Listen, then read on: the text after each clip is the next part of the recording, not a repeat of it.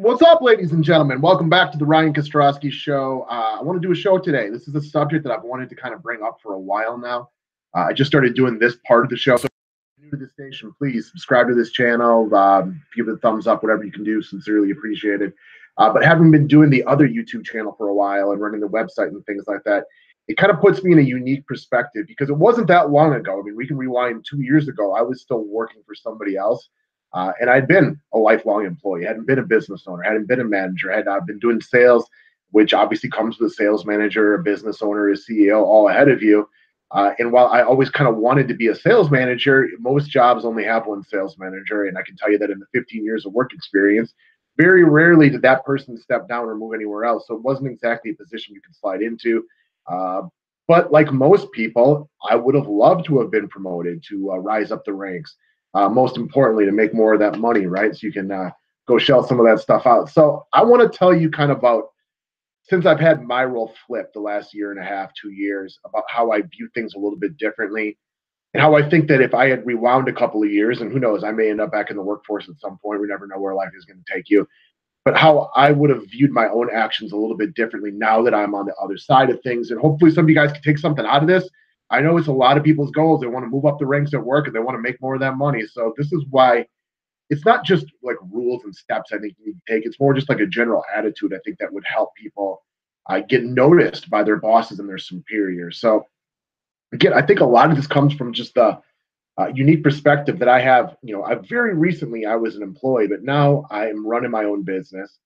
And while I'm not managing a lot of people per se, there are a couple things. Like I have recently took on, well, not that recent, but months ago, I took on a business partner. So trying to get him up and running and teach him things.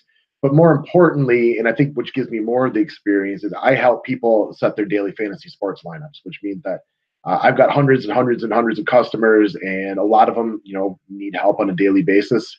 Some are really self-sufficient and don't ever talk to me and don't ever have any questions, which is obviously the easiest way for things for me. But part of why they pay me, I'm there to answer questions. I'm there to try to assist, and I can often tell. I guess the best way to put this. I can tell the people who kind of like read what you do and who just kind of skim through it and don't really pay attention. And most of the people read it, so it's a few and far between. But coming from, if you are looking at it from the side of the management or the side of your manager or your boss or the owner of your company, you want to do things that make his life easier. Now, I used to think I was busy. I wasn't. I wasn't busy at all. And what I mean by that is now I could literally work 24 hours a day, 7 days a week, and I would never run out of things to do. So between all the things I could be doing and all the things I need to do, I am truly busy now. Whereas before, I always just kind of felt like I was busy, but I wasn't. So you want to do things that make the life of your manager, boss, superior, whatever you want to call them, makes it easier on them.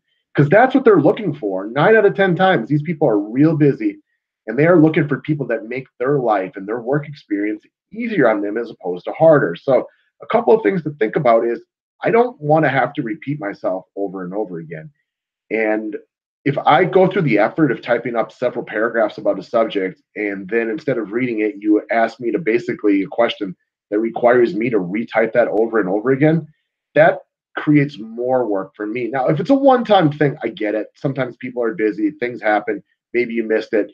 Been there, done that a million times myself. But if it's something where routinely I need to re-explain something that I've clearly answered and typed out, that to me is not somebody that I'm looking to push into a promotion position. I'm looking for people that make my life easier. And now that I go back and think about people that I've worked with in the past, maybe people I saw got promoted or people I saw get more attention from a superior, they're generally people who made their lives easier for sales, that provided them numbers without making a lot of extra effort and a lot of extra work for them. This is something that I harp on all the time. And it's just, why do you need me to Google things for you? And you see it all over. And it's not just like with my business or the things like that. You just see it on social media all over the place. You get questions like, I will see on Facebook, people asking questions like, hey, what time does this store open? Like, why did you go to the internet to ask a question like that when you could have gone to the internet and gone to Google as opposed to going to Facebook to ask a question that could have been easily answered? So why are you having somebody else do a Google search for you or looking something up when you clearly have internet access and you could have done it on yourself?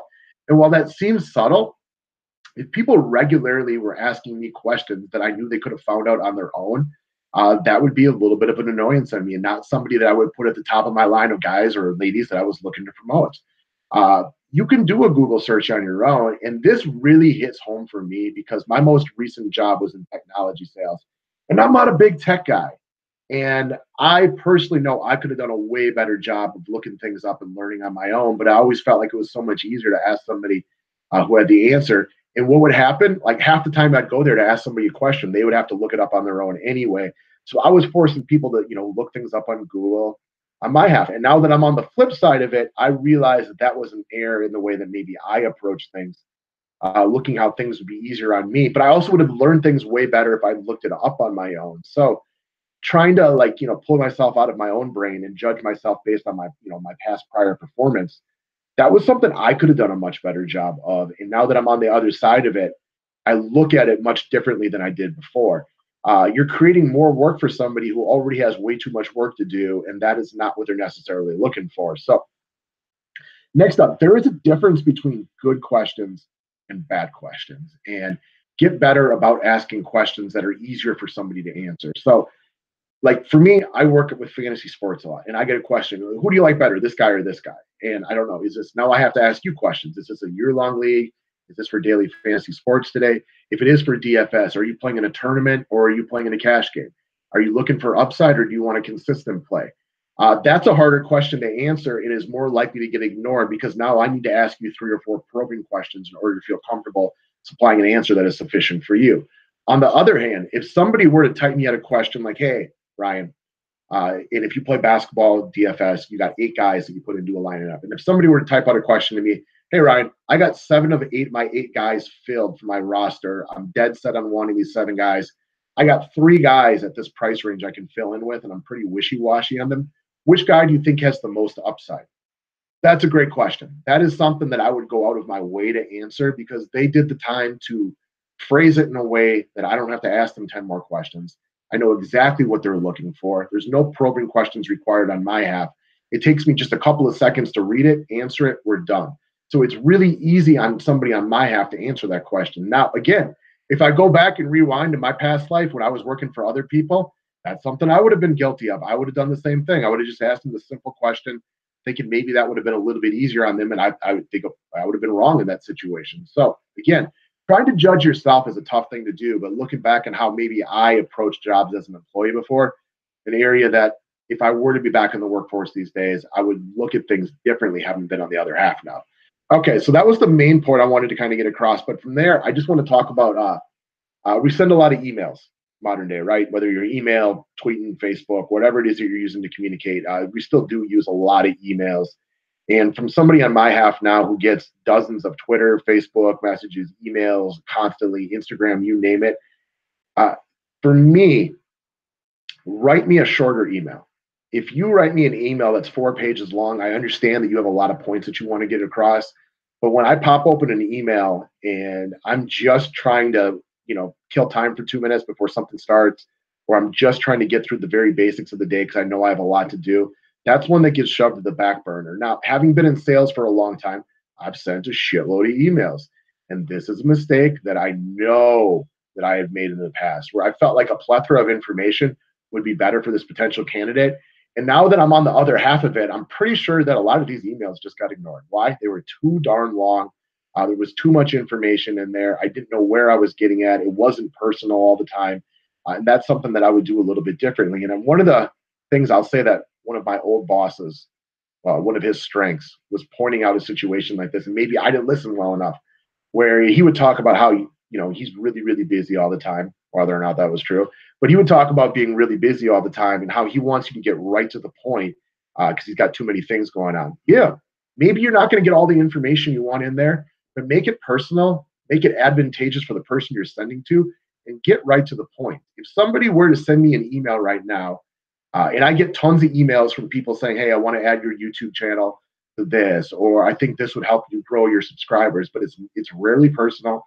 It's usually 4 paragraphs long at minimum. It's got attachments. And for me to try to decipher and learn all that, that's going to take a half hour, an hour to really go through something like that. I don't have that kind of time. Now, if somebody were to send me an email that says, "Hey, Ryan, I watch your YouTube channel all the time for DFS help. Uh, I do marketing for a living, and I'm pretty sure if you did this one thing, you could double your subscribers within the year. Do you have 10 minutes to talk about this next Wednesday? I can double my subscribers in 1 year, and it's not going to cost me anything or whatever else he said. Okay, now I'm willing to listen. It got right to the point, a couple of sentences long. I know the crux of the information he's trying to get across, and it didn't require me getting too detailed and spending an hour of my time trying to do this because I just simply don't have that kind of a time. So, again, a lot of this information, I think, for me, comes from the fact that I can still remember being an employee like it was yesterday. I spent most of my life doing that. I know that I was working for somebody else. And now that I'm on the other half, I can see some of the things I could have done a better job at in that certain situation. So I want to talk about that. I want to bring that up. I know a lot of people are always looking to move up in their job. I think if you try to look at things that way, it might be a way for you to get noticed in your position or a way for you to maybe break that tiebreaker next time it's in a position for somebody to move up at work. So that's what I got today, guys. Please subscribe, retweet this, share it, whatever you want to do. Oh, sincerely appreciate it. Thanks a lot, guys. Have a good one. And ladies.